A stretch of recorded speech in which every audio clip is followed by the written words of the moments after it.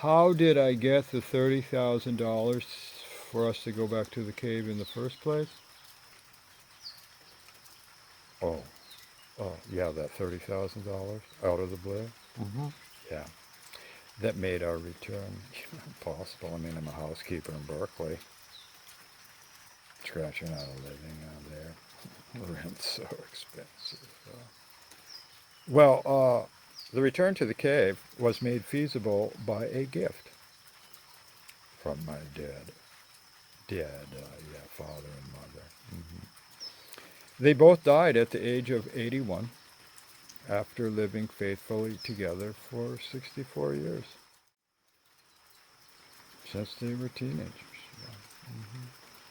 My father passed away unexpectedly. He had a heart attack and was helicoptered to Jacksonville Hospital intensive care, where he refused all medical treatment, including stents. Dead out of living well. Mm-hmm. He just wanted to go when he was naturally going to go. And my mother left her body uh, in a hospice near the family trailer in Lake City. A mere 27 days later, yeah, in Lake City, I'm looking after Mom. Mm-hmm. I flew from San Francisco and just moved in the trailer. There's nobody there. Dad's dead. Mom's in a hospice. Mm-hmm. Everything, yeah. I get a call, 4 a.m., from the Alzheimer's nurse there. And, I mean, things are happening so fast that Dad's cremated remains are still on the dining room table in the trailer. Yeah.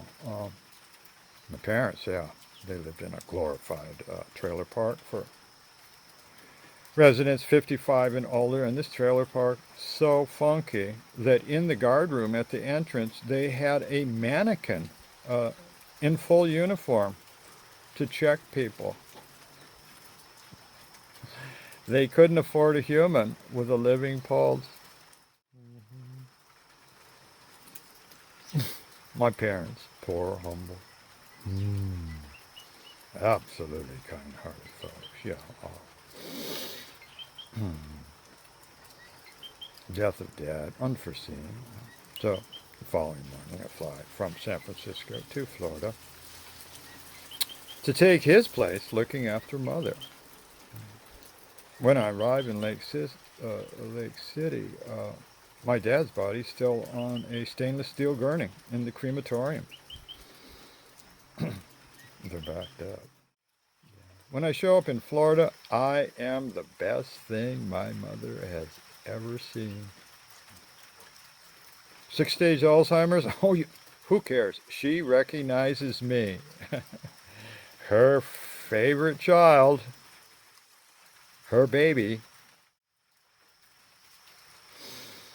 Alzheimer's unit, oh, totally locked down.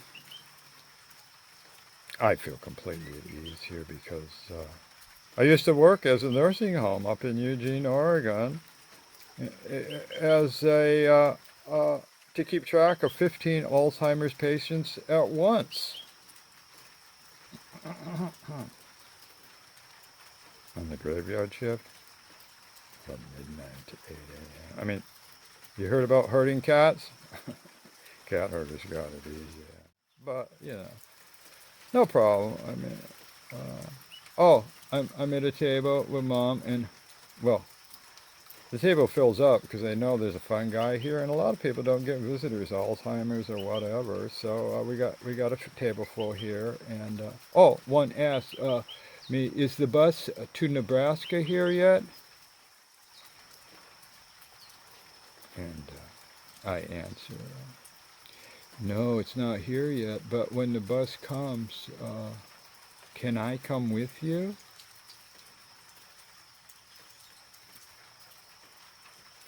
And she feels the love and much better. Forgets about the bus, yeah. Well, I have a problem. Real. Big problem. Dad's spirit will not leave the family trailer. He refuses heaven. I don't know why, but his spirit is stranded inside the house. And, well, this needs a little backstory. My dad, Reynolds, ate himself to death. Gross obesity. Killed him, blew his heart out. He was absolutely addicted to sugar. I mean, he'd take whole Dutch apple pies into bed with him while he watched football on TV. Totally addicted to sugar. Oh, and television. Yeah. But what he loved to do was play his keyboard and make gospel tapes. And give them to everybody he ran into. Like the guy who handed him his hamburger at Burger King. Oh, here, have a gospel tape. Yeah. They were known around town as weird sorts of people. And I'm their son.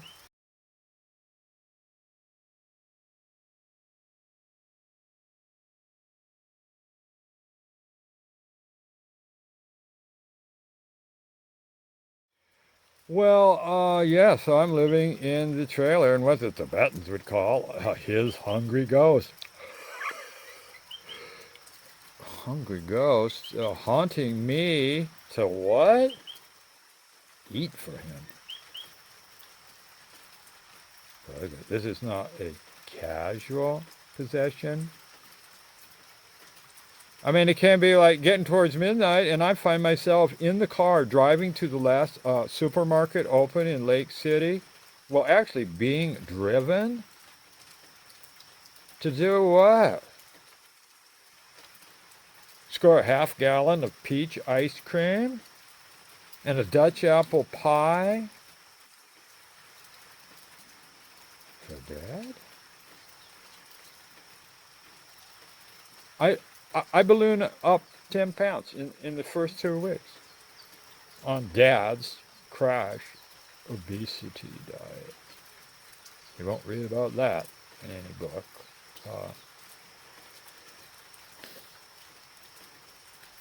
My mom, Happy Helen, and I are psychic. We talk to spirits. No big deal. So I talk to the spirit of my father and say, like, hey, Dad, why don't you go to heaven? You know, I came from California to help you do that. I mean, I am the past master of dozens of hip California workshops. I'm talking landmark education, you know, a blossoming of Est, Orner Werhart, did all those courses multiple times. Not to mention the Human Awareness Institute at Harbin Hot Springs in Northern California. You got 9 levels of that, huh? They cost about $500 each. But the food's so good. Yeah, I did all those. Some multiple times. And let me tell you about the Tantra workshops I've done. That's when Dad cuts me off. His spirit says, look, son, I am afraid to leave the trailer without Happy Helen. Makes sense in a way. They have been inseparable for 64 years. Since they eloped from Michigan, from the Pigeon, Michigan, in the thumb, farm country, 500 people. Coming to town, get some fertilizer. Yeah. Got hitched in Reno before they crossed that state line. Well, they're living in their car in Berkeley. Yeah, 17. Huh? And police noticed the Michigan plates. Check their ID. Bust them. Take them to the police station. because my mom's mom, grouchy Alice, she burst into flames when her daughter Helen went out the window that night. Yeah, and called the police and charged my dad with kidnapping her girl. Well, in the police station, they're allowed their call, and Helen calls her parents, and fortunately, her dad answers. You know, noble, very friendly, cheerful school teacher, gregarious. You know, pick up any hitchhiker and insist on showing them photos of his family, nieces, nephews, cousins. Just a jovial, heartful person. I'm so lucky to have Noble for my grandfather. Yeah. Well, yeah. So he says, "Put my daughter on the phone, please." And he asks Helen, "I have a question for you. Do you love him?" And Mom, like, yeah, like he's the most handsome, wonderful, loving. Okay, no. All right, hand the phone to the police. I'm instructing you to drop all charges against these kids back here in Michigan. It's not a problem anymore. Let them go.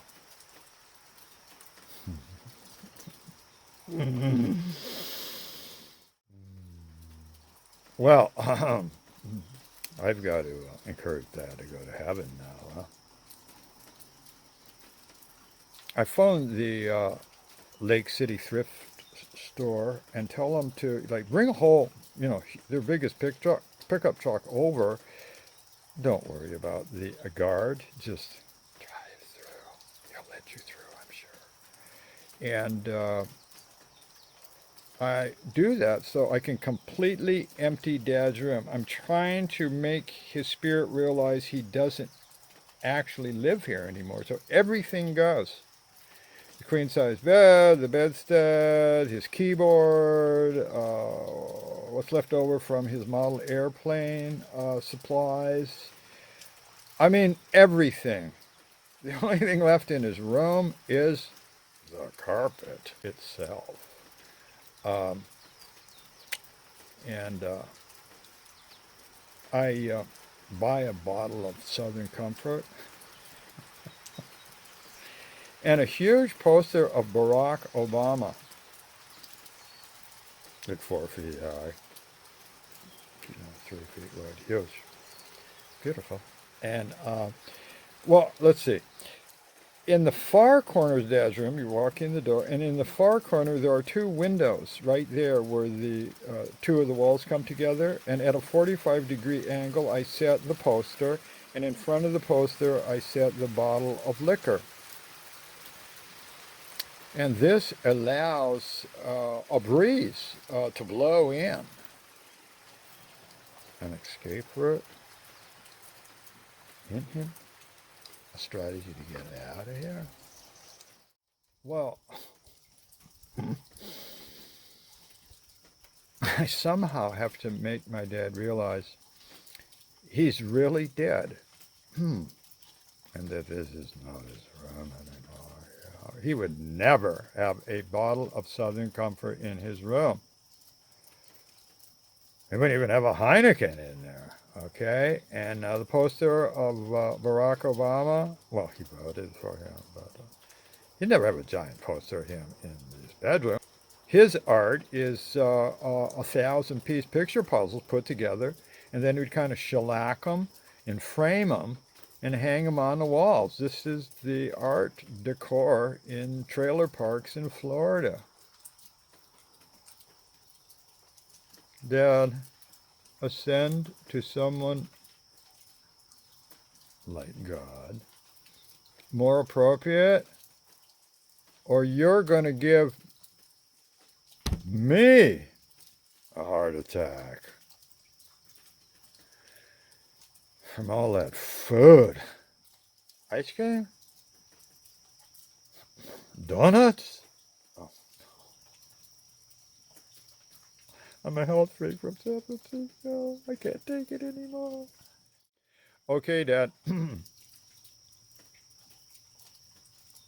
Go. I meditate. I'm a master meditator. Just like meditating. Oh, Father, may you ascend to the pure realm.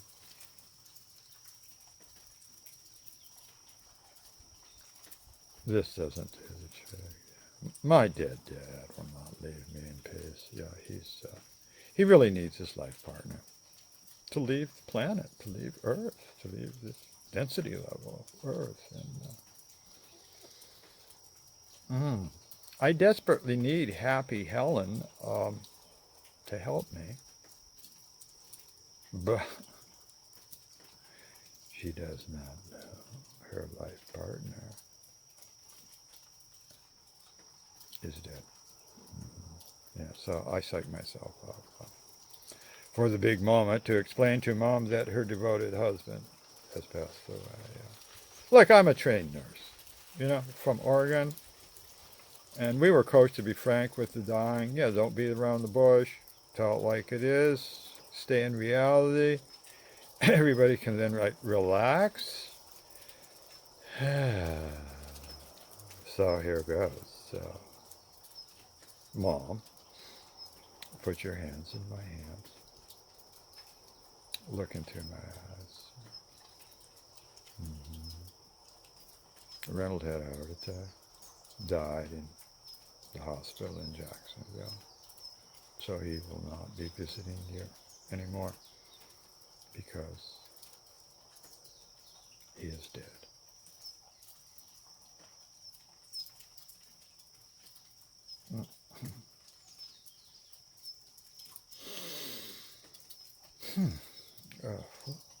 Without blinking, my mother whispers, like an angel, well, what can you do?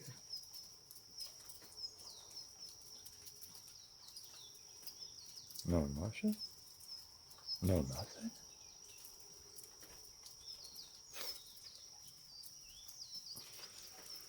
That's it?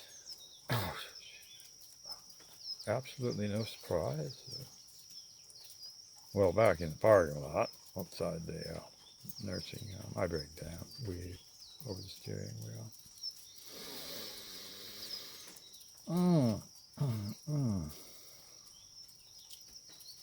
When a loved one dies, that's when you first realize death is so damn final.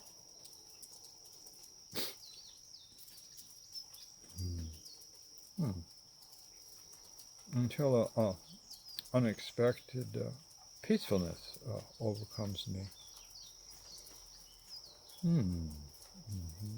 Becalmed as I absorb the profound truth of my mother's words. Well, what can you do? Or, like the Beatles say, let it be. Yeah, let it be. Bridge over troubled waters. Slump back over the steering wheel. Begin weeping again.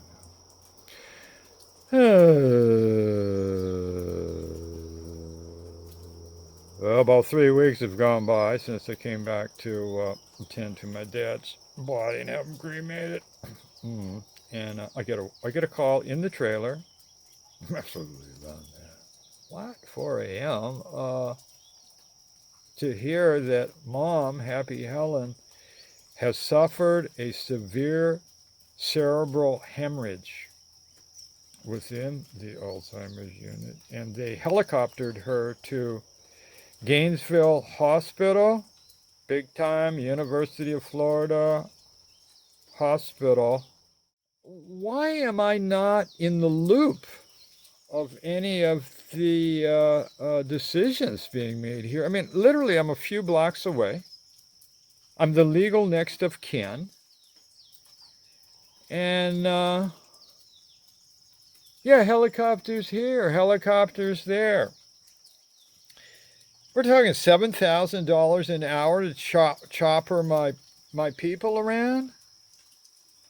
How about leaving a few crumbs behind for us poor children? Disbelief until it dawns on me that my mom is being exploited as a cash cow by the medical system. Out of control medical nightmare. And I just recently read this ghoulish statistic that you work all your life, you've got a couple of kids you'd like to help you out after you die, you've got so much money that you've saved, and that half of that money, half of your life savings is sucked up by the fucked up American Medical Association ghouls in the last 14 days of your life. They just, anybody near death, just suck the money out of them. Well, okay. I'm so frustrated. I jump in the family car, pedal to the metal down the freeway. Gainesville's an hour south. Intensive care unit. Mom can't talk anymore. She had Alzheimer's before the stroke. She'd say, Mom, are you ready to go to heaven? Is that where your mother lives?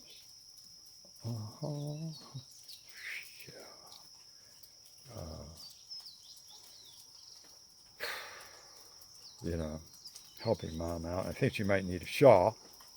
So I say, Mom, I'm going to go to your room and pick up a shawl for you. And halfway out of the dining room, my mother says, Son.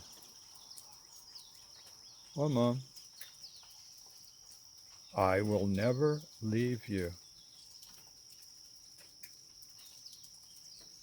Almost knocked me off my feet. Yeah.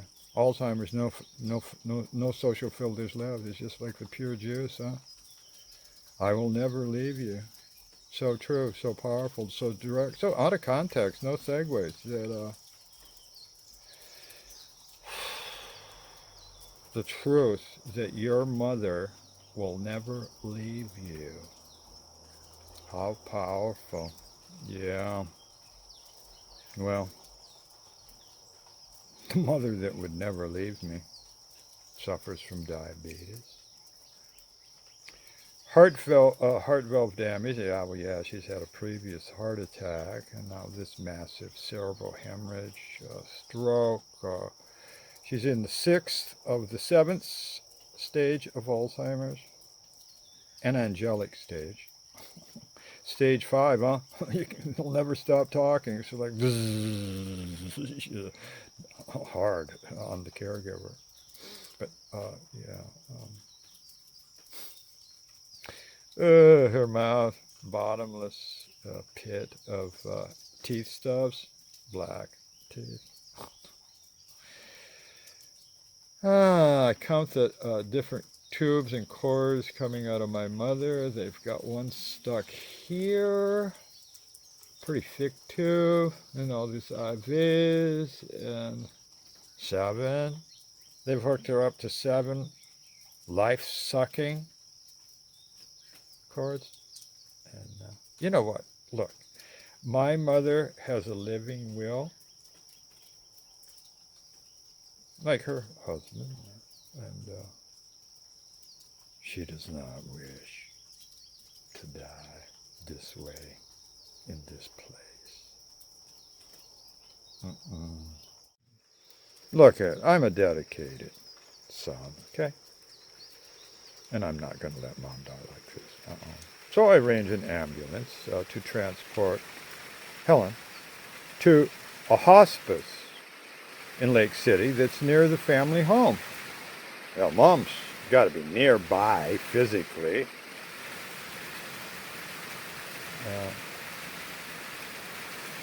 Well, staff warns me.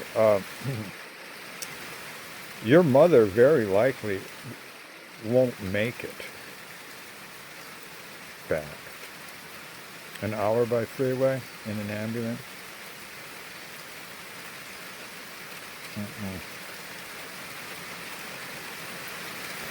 Shut up.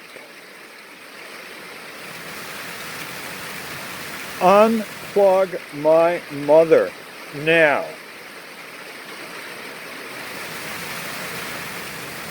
My mom and I are psychic. She'll make it. Put her on a gurney and wheel her to the ambulance now. Hospice, huh? Well, this is a new trip for me. What's a hospice? Well, I grab a brochure on the way out. I thought a hospice was where charming elder people sit around in overstuffed chairs and swap stories about their exotic lives. And surgery? Okay. No food. Yeah, just don't give them any food and they will go up the ladder to heaven. Well, whoops, no hydration. What does that mean? No water? All right, well, yeah, most people, life expectancy in a hospice, no food, no water, 7 to 14 days. And anybody would die. I mean, some of my friends are, helping each other out, is that when it comes to our time, we can do a hospice without being in a hospice. My father loved my writing. What did he love about it? The honesty. You know what? There aren't that many honest people around. They're all sort of protecting their ass for some reason or another. So my dad liked my writing. And, people talk like people. And he's streetwise. He ran away from his abusive mother, religious fanatic, kept beating him with a bell as he hid under the bed. He took off to California when he was 14 years old. Okay? Lived out there, came back. So by the time he romanced Mom, he was already streetwise, and so out to California with her. He'd already been out there a couple of times.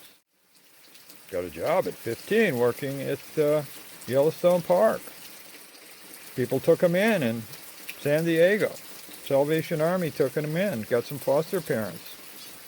Helped him finish school a little bit. She's totally innocent in her. Well, anyway, I got good news, okay? I can now talk directly to the spirit of my mother. You don't need language. When you can't talk, you have all this going on. Because she knows her life partner is dead. Well, what can you do? Okay. So I asked her spirit,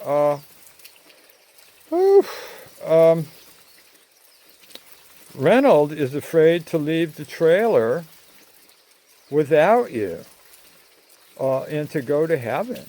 Can you help him? Yeah. And Spirit of Helen answers, I cannot. Because I cannot find my way home. I'm lost. It makes perfect sense. I mean, Harry Helen got lost all the time, even within the trailer park. I mean, all the deputy sheriffs in Lake City knew Happy Helen on a first-name basis. That late-night call comes in. Oh, yeah, Happy Helen, what's she up to? Oh, she's rummaging through. She's actually pawing through the trunk of her neighbor's car to search for the tomb of Tutankhamun. Therefore, I need to empathize with the spirit of my mother. Thank you, Earthy, for showing me this trick. Identity, truth, identity from within, so I can actually say, what is my mother feeling by being my mother? Stranded. In absolute bewilderment. Misplaced. In an incomprehensible realm from God knows Dad. Dad won't leave the house. Mother's lost and she can't find her way home. So my spiritual mission becomes, how am I going to get the spirits of my dead, well, one's dead, of my parents together?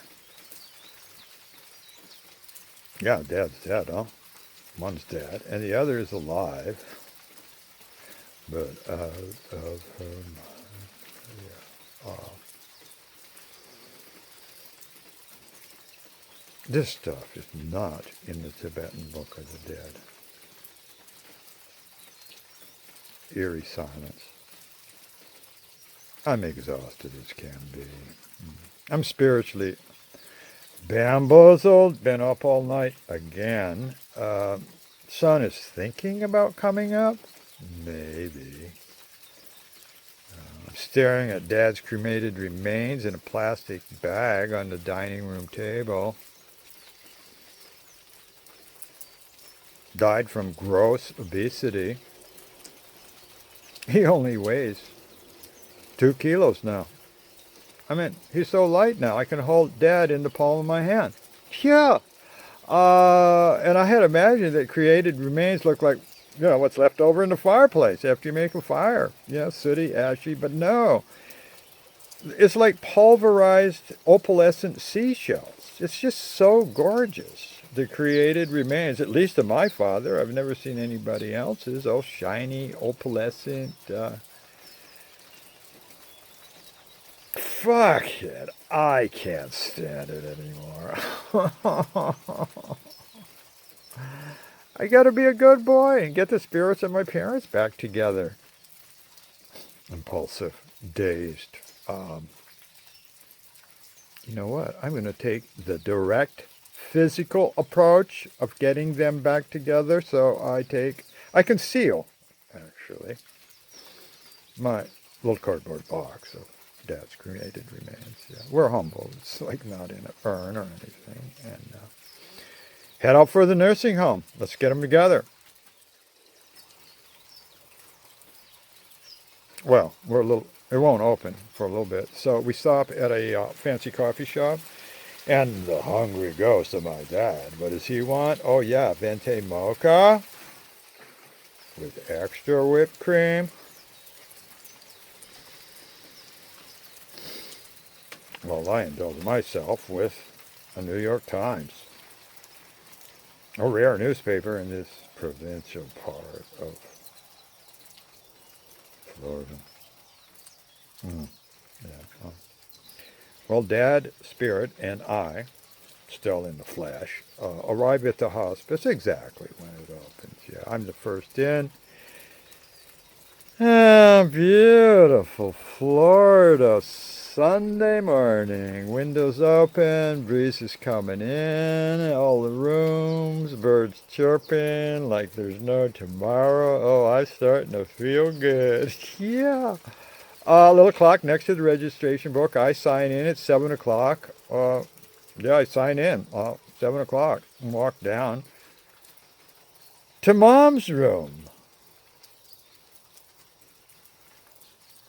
Got the little Dad in the little cardboard box on the side, yeah? I'll try anything to get them back together.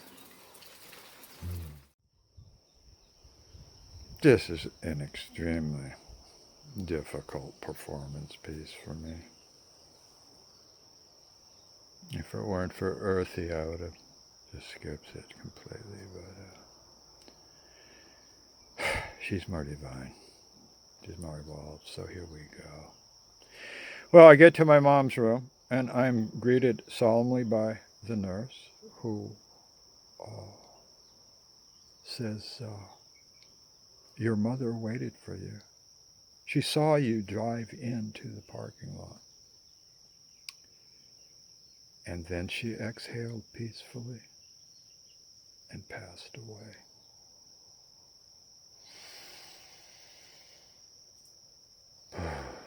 I experienced a bottomless exhalation.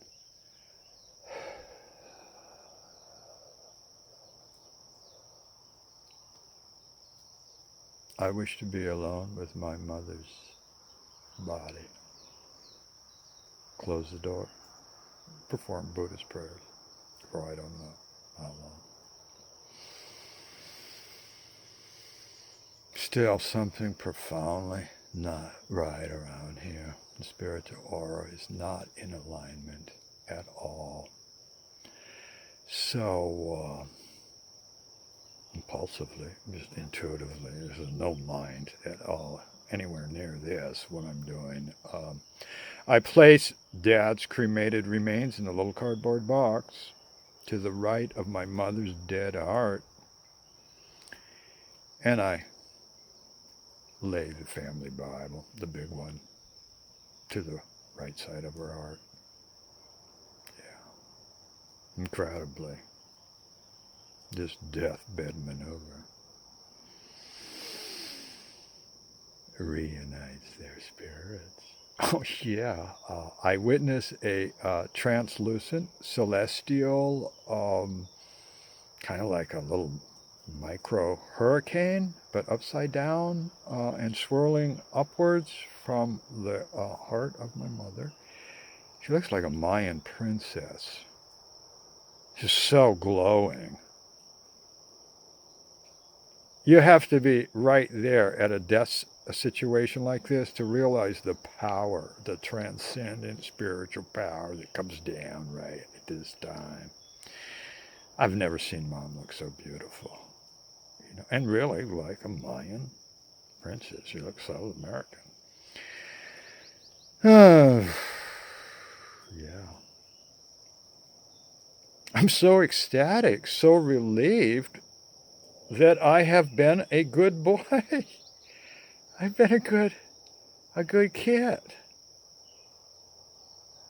And then I got my parents finally back together. Finally. Yeah. Reunited. They're on the road again together. Like when they eloped to California in 1945 as teenagers. Mm-hmm.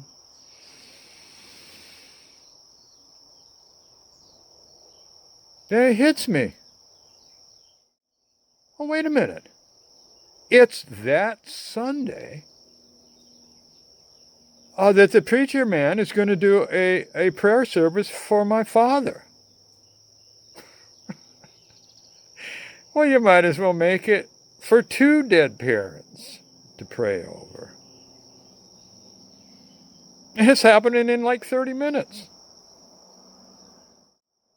Well, after taking final sacrosanct photographs of my dead mother's corpse, the Mayan princess, I tell the staff, I'm a nurse. Okay, I know how all this works. I mean, every night at the nursing home, somebody died. In comes the gurney, the big zippered bag with a huge zipper, zip it all up. Be sure you put a tag on their toe so we know which corpse is which. So I tell the staff, I expect my mom's body to be gone. Telephone the funeral parlor, and I just did it for Dad. Oh, okay. Yeah, I'm going to church. Mm-hmm. Methodist church. Mm-hmm. I can cry uncontrollably through the whole ordeal. Passionate parishioners console me from behind me, in front of me, all over. Go through 2 boxes of tissues Now I've got to return to the family trailer by myself. Who's riding shotgun? Cremated remains of my father beside me.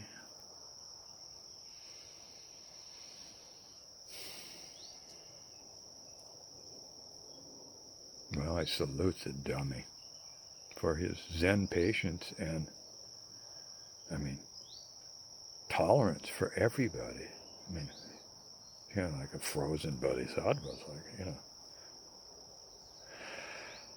Oh, well, what to do? I'm wandering around. I'm the only one left.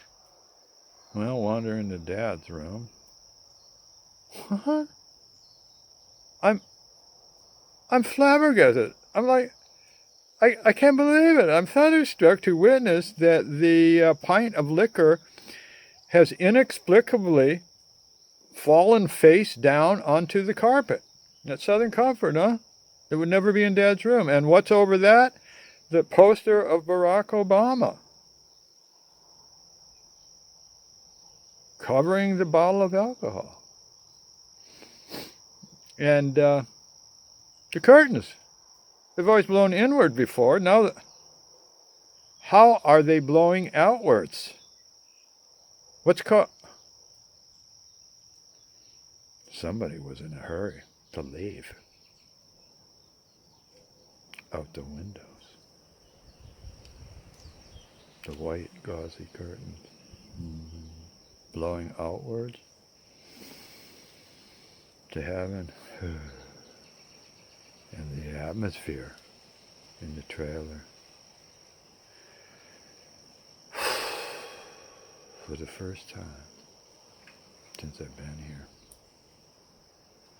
Absolutely becalmed. Or like the Greeks say, bonanza. The sea is bonanza, not a ripple.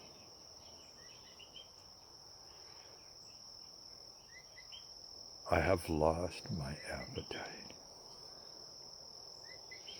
Dad has gone home with Mom. Their spirits together forever.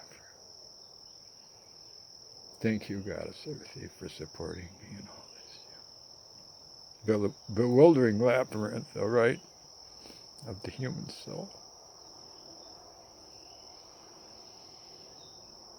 I'll never forget your grace in helping me through this heart-wrenching dose of common human life. Human tears, absolute vulnerability, breakdown, shadowed by the generous helping hands of total strangers. Well, once the trailer is sold, there's that check in the mail, $30,000.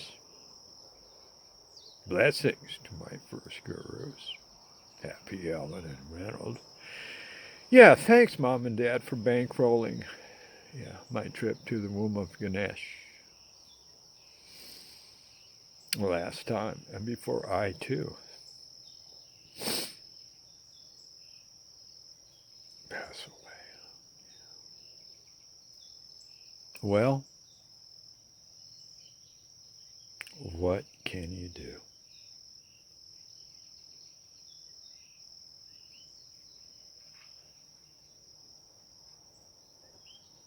How about reincarnating as an angel to help those poor humans left behind?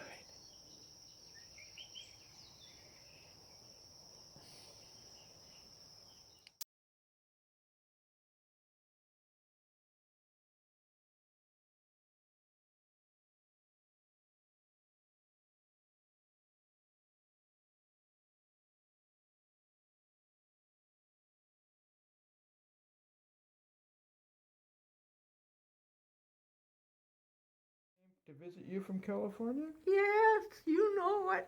Oh, okay.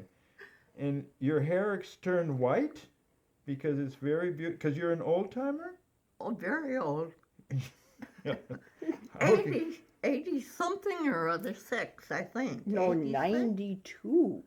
Well, 92, she And then- tells me. you're like a dandelion. You turn white, and then you're gonna blow away.